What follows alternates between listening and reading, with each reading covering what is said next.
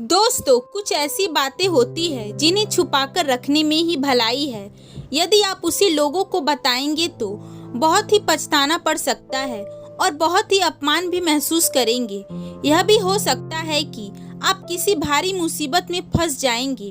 एक कहानी के माध्यम से यह जानने का प्रयास करते हैं कि वह कौन सी 7 बातें हैं जो कभी किसी को नहीं बतानी चाहिए। पुराने मगध राज्य में जीवंत नाम का युवक रहता था। उसके माता पिता कपड़े का व्यापार करते थे। उनके कपड़े का व्यापार अच्छे से चल रहा था। उन्हें काफी मुनाफा भी हो रहा था। धीरे धीरे जीवंत की उम्र बढ़ने लगी। वह भी अपने पिता के काम में हाथ बटाने लगा। वह अपने माता पिता का एक बहुत ही आज्ञाकारी बेटा था। वह उनकी सब बात मानता था। एक बार की बात है, जीवंत के पिता को व्यापार के काम से दूसरे शहर की तरफ जाना था। उन्होंने सारा काम बेटे को सौंपकर कहा कि तुम तब तक काम को संभालो जब तक मैं वापस नहीं आ जाता। जीवंत अपने काम में लग गया। कुछ दिन तक तो सब कुछ अच्छा होता रहा, लेकिन कुछ दिन बाद लोग उसकी सिधाई का फायदा उठाने लगे, जिसके कारण उसे काफी नुकसान उठाना पड़ता था। यह बात जब उसने अपने पड़ोसी को बताई तो यह सब जान वह भी उसका मजाक बनाने लगा और उसका पड़ोसी सबको बताने लगा कि अमीर बाप की नासमझ औलाद है, अपने पिता के धंधे को बर्बाद कर रहा है। अब वह जिसको भी अपनी समस्या बताता तो लोग उसका मजाक बना देते। धीरे धीरे उसके व्यापार में काफी गिरावट आ गई। जब यह बात उसने अपनी पत्नी को बताई तो वह अपने पति की मदद करने के बारे में सोचकर अपनी सहेलियों को यह सब बात बता देती है ताकि कोई तो उसकी मदद कर देगी। लेकिन जब यह बात उसकी सहेली को पता चली कि उसका पति बहुत सीधा है, तो वह सब उसकी समस्या का समाधान बताने की जगह उसे भोलू की पत्नी कहकर चिढ़ाने लगती। फिर उसकी पत्नी को यह सब बहुत बुरा लग गया। वह भी बहुत परेशान हो गई। एक दिन तो जीवंत और उसकी पत्नी में काफी लड़ाई हो गई, जिसके कारण घर का माहौल बहुत नकारात्मक हो गया था। जब आपका समय सही होता है तो हर कोई आपसे दोस्ती करना चाहता है, लेकिन जब आपका समय खराब होता है तो लोग आपसे दूर भागने लगते हैं।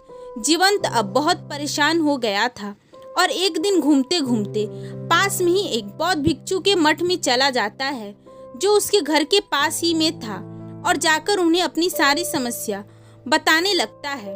बौद्ध भिक्षु ने उसकी बात को ध्यान से सुना और कहा कि तुम्हारी परेशानी की वजह यही है कि तुमने हर बात सबको बता दी, और यही तुम्हारी सबसे बड़ी गलती है कि तुम हर बात किसी को बताने लगते हो। अपनी कमजोरी सब किसी को बता दिया।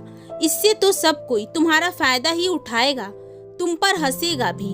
फिर बौद्ध भिक्षु कहते हैं कि आज मैं तुम्हें 7 ऐसी बात बताऊंगा जिसे तुम किसी को भी मत बताना। यह 7 बातें तुम्हारी जिंदगी को बदल कर रख देगी और तुम्हारा व्यापार भी अच्छे से चलने लग जाएगा। उसके बाद जो तुम करना चाहते हो उसे आसानी से कर पाओगे। तब उन बौद्ध भिक्षु ने कहा, पहली बात तुम्हें जो किसी को नहीं बतानी है वह है अपने घर और दाम्पत्य जीवन की बातें।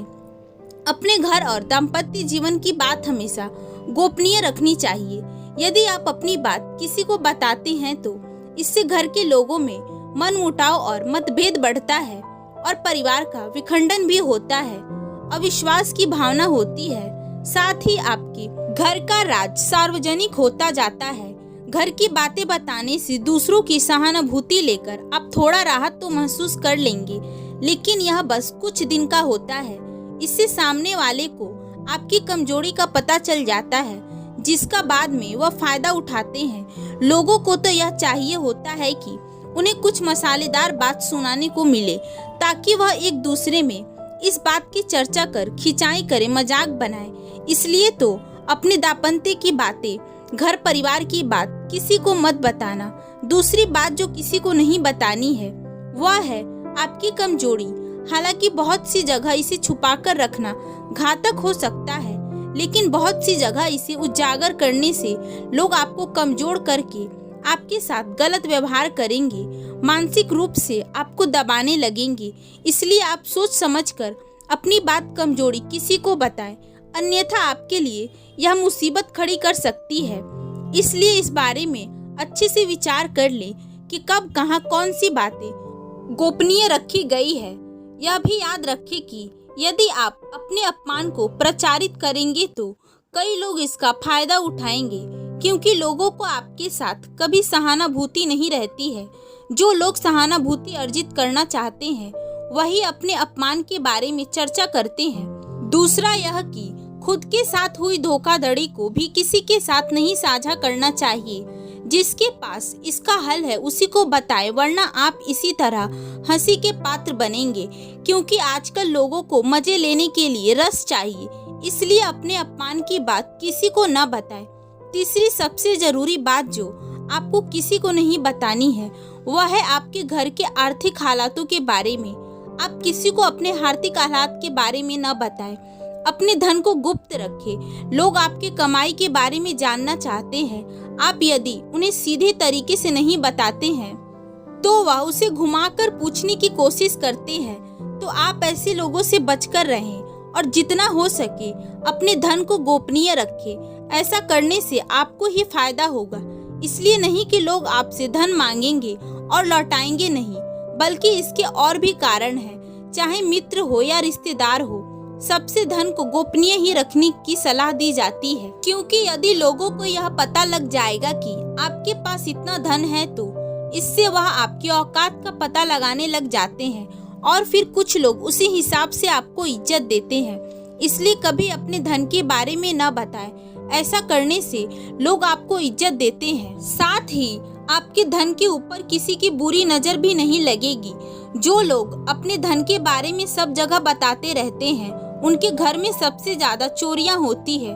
बहुत लोग कहते हैं कि मैं इतना कमाता हूँ, मेरे पास तो इतना धन है, तो ऐसे लोग के घर में चोरी भी ज्यादा जल्दी होती है, क्योंकि सच यही है कि लोग आपको आगे बढ़ते हुए नहीं देख सकते हैं। इसलिए अपने धन दौलत के बारे में किसी को न बताएं। चौथी बात जो तुमको किसी को नहीं बतानी है वह है तुम्हारी जीवन की या किसी भी चीज की योजना। तुम अपनी जिंदगी में क्या करने वाले हो, क्या तुम्हारी योजना है, यह बात तुम किसी को मत बताना, क्योंकि यदि तुम अपनी योजना के बारे में किसी को बता देते हो तो कुछ लोग तुम्हारी योजना को जानकर तुमसे ईर्ष्या, क्रोध, जलन इत्यादि में आकर तुम्हारी उस योजना को विफल करने में लग जाते हैं, क्योंकि हर कोई तुम्हें जीवन में आगे बढ़ते हुए नहीं देखना चाहता। और जब दुश्मन देश को उस रणनीति के बारे में पता चल गया तो दुश्मन देश उस देश पर आक्रमण करके उस राजा को युद्ध में पराजित कर दिए। एक बात और, जब तुम अपनी योजना या जीवन में कुछ भी करना चाहते हो, किसी को बता देते हो तो तुम्हारे अंदर जो आग होती है अपने सपनों को पाने की, वह धीरे धीरे कम होने लगती है और तुम अपने लक्ष्य से भटकने लग जाते हो। इसलिए अपने सपनों को किसी को न बताएं और अपनी योजना सब कुछ भीतर अपने ही तक रखे। पांचवी बात जो तुमको किसी को नहीं बतानी है वह गुरु मंत्र, साधना और तप। यदि तुमने किसी से दीक्षा ली है तो उसके द्वारा दिया गया गुरु मंत्र गोपनीय रखे। हालांकि गुरु मंत्र कई प्रकार के होते हैं, जैसे आपको किसी ने ज्ञान दिया हो, किसी ने आपको हुनर सिखाया है तो वह भी गुरु मंत्र है। इसके अलावा यदि आप किसी प्रकार की साधना, तप या ध्यान कर रहे हैं तो आप उसे भी गोपनीय रखें, अन्यथा वह निष्फल हो जाएगी। इसे गोपनीय रखने से आपको लाभ मिलता है। जब तक वह अच्छे मन से कुछ सीखना न चाहे तब तक आप किसी को कुछ न बताएं, क्योंकि यदि आप आज बता दोगे तो कल वह आपसे ही प्रति स्पर्धा करने लग जाएगा। छठी बात है दान पुण्य। आपने जो भी दान पुण्य किया है उसे गुप्त रखे तो ही आपको उसका फल मिल सकता है। किसी गरीब को भोजन कराएं या किसी के लिए कुछ किया है तो उसे करने के बाद जाहिर न करें। यदि आपने किसी के सामने यह सब करके जाहिर कर दिया, आपको सब किया खारिज हो जाएगा। आपको शांति नहीं मिलेगी, आंतरिक खुशी नहीं मिलेगी। कुछ लोग दान देकर हर जगह हल्ला करने का काम करते हैं कि आज मैंने तो इतना दान किया है, यह किया है, तो करके ऐसे बोल देने से उस काम को करने का कोई महत्व नहीं रह जाता। दान हमेशा अपनी खुशी के लिए और दूसरों की मदद के लिए हमेशा करना चाहिए। एक चीज और, हर किसी को दान भी नहीं देना चाहिए। जो लोग सफल हैं, अपना काम सही तरीके से कर रहे हैं, उसे करने में सक्षम है, उसे कभी दान नहीं देना चाहिए। सातवीं बात जो हर किसी को नहीं बतानी है वह है अपने मन की बात। अगर आप परेशान हैं, आपको समझ नहीं आ रहा कि आपको क्या करना चाहिए, तो अपने मन की बात आप अपने किसी करीबी मित्र से कह सकते हैं। हर किसी से अपने मन की बात ना कहें जिसे आप अपना सबसे करीबी मित्र समझते हैं, या कोई ऐसा व्यक्ति जो आपके बात को समझ के आपके भीतर चल रही उलझनों को दूर कर सकता है, उसी से आप अपने मन की बात करें। क्योंकि अगर आप अपने मन की बात हर किसी से कहेंगे तो वह लोग आपकी बातों को फिर बाद में मजाक बनाने लग जाते हैं। आपके मन में चल रही उलझनों को दूर करने की जगह वह आपको और परेशानी में खड़ा कर देंगे। इसलिए अपने किसी समझदार व्यक्ति के सामने, या जो आपका बहुत खास है, जिस पर आप भरोसा कर सकते हैं, उसके समक्ष ही अपने मन की बातें रखें।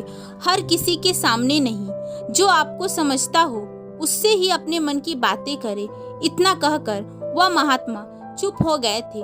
जीवंत को भी समझ आ गया था कि वह कौन सी गलती कर रहा था, जिसकी वजह से उसके धंधे में लगातार गिरावट आ रही थी और उसके घर में इतनी अशांति फैली हुई थी।